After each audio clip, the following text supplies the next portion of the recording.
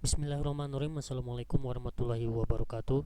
Bertemu lagi dengan saya Obi Al-Awaludin di channel Obi Al-Awaludin. Pada kesempatan kali ini saya akan mencoba sedikit mempraktekkan terkait proses kelayakan versi bulan Oktober.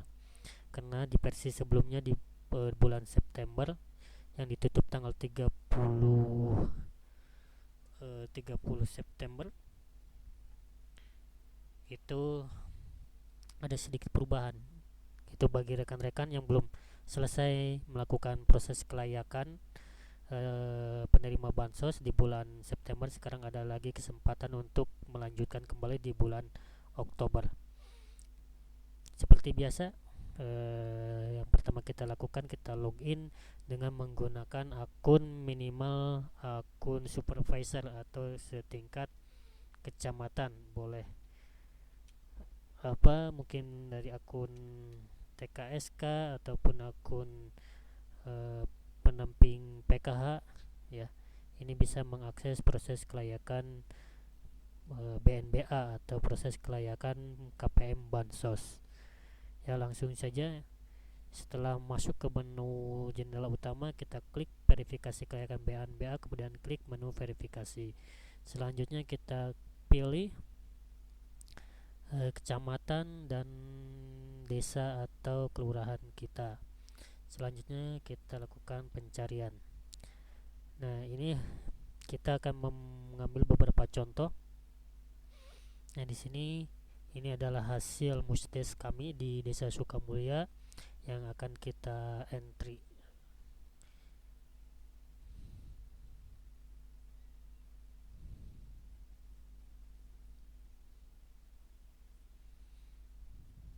Ya, Jessica Nuralifa. Ya, di sini PKH dan PBI. Nah, ini perbedaan dari bulan September dengan bulan Oktober.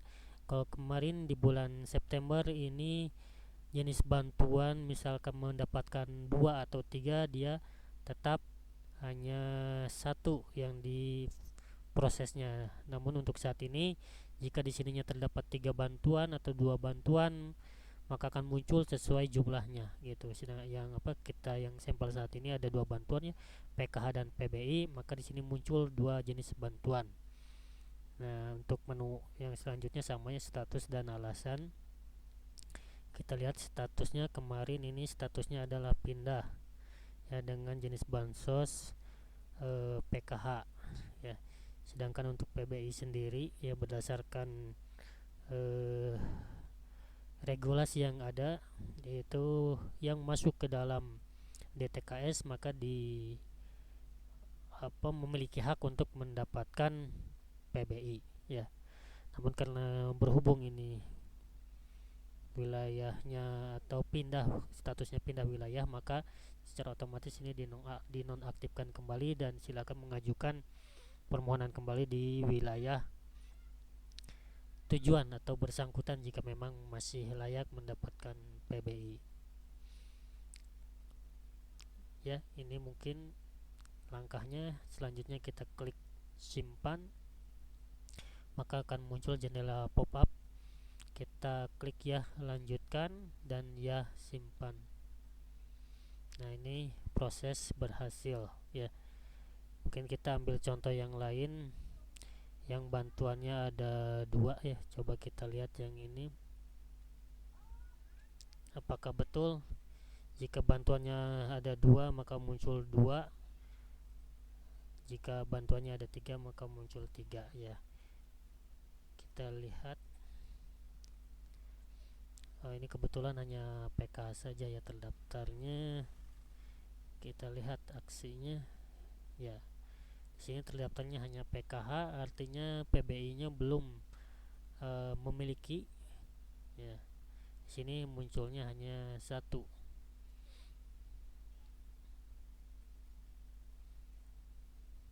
Nah, nanti dari Kementerian Sosial, jika yang dalam DTKS belum memiliki PBI, maka akan ditindaklanjuti dengan permohonan pendaftaran PBI. Ini antar kementerian tentunya. Ini hasil verifikasinya meninggal ya. Hasil verifikasi atas nama Andi meninggal. Maka kita klik alasannya meninggal, klik simpan. Ya, simpan dan oke. Kita cari yang dua ya, ini coba ini yang PKH BPNT juga ini sama meninggal ya, statusnya. Kita akan coba.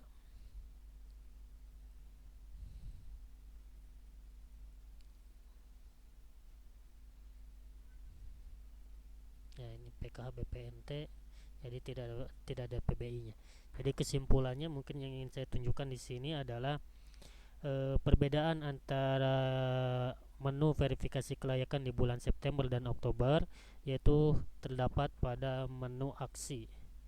Kalau dalam bulan Oktober itu langsung ya digabungkan, sedangkan di bulan Oktober sekarang terdapat perbedaan atau dipisahkan itu setiap jenis bansosnya. Namun saran saya eh, untuk menghemat waktu, karena memang jika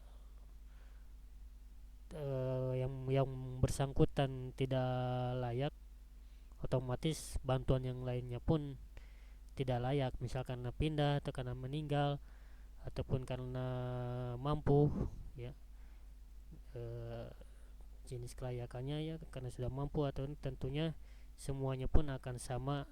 Hemat saya mungkin yang versi bulan Oktober itu eh, terlalu banyak langkah ya, lebih hemat yang kembali bulan September. Tapi mungkin ada pemahaman lain mungkin dari yang pengembang atau dalam hal ini Pusdatin untuk menu tersebut gitu. Mungkin nanti akan dijelaskan lebih lanjut ya. Namun hemat saya mungkin saya lebih mudah mengerjakan yang September karena langsung eh, disatukan, dan ini tentunya juga antara bantuan yang satu dengan bantuan yang lainnya ini terintegrasi atau sama itu keterangannya gitu. Oke, mungkin itu saja sedikit informasi terkait verifikasi kelayakan di bulan Oktober. Jadi bagi rekan-rekan yang belum menyelesaikan proses kelayakan yang kemarin tidak sempat atau masih tertunda beberapa KPM untuk verifikasi, bisa diverifikasi kembali di bulan Oktober ini gitu, dan silakan dipergunakan kesempatan ini sebaik-baiknya karena menu kelayakan ini untuk ke belakang ini dibuka dan ditutup. Harapan saya untuk kedepannya menu kelayakan ini ataupun menu perbaikan NIK yang lainnya tanpa ada proses buka tutup, karena perubahan data di wilayah itu tidak menentu gitu. Dikhawatirkan ketika ada laporan kemudian aplikasi online-nya sedang ditutup, laporan tersebut tidak termuat gitu sehingga terabaikan dan jadilah data yang invalid. Harapan saya mungkin tetap terbuka sepanjang waktu, dan adapun proses tutup buku itu mungkin sah-sah saja gitu. Untuk pengesahan bulan selanjutnya deadline-nya tanggal sekian kita tutup, atau proses maintenance ya tidak menjadi masalah. Namun untuk proses menu perbaikannya saya harapkan tidak memakan waktu yang maksud saya proses maintenance-nya saya rasa tidak memakan waktu yang cukup panjang, atau mohon maaf, maksud saya begini, proses perbaikan akan dimohon tetap terbuka gitu kapan saja, kecuali pada proses maintenance. Mungkin singkatnya demikian gitu, sehingga kami tetap bisa melakukan proses perbaikan. Dan harapan kami yang muncul dalam proses perbaikan ini, mohon maaf, verifikasi dan perbaikan mungkin ya, tidak hanya yang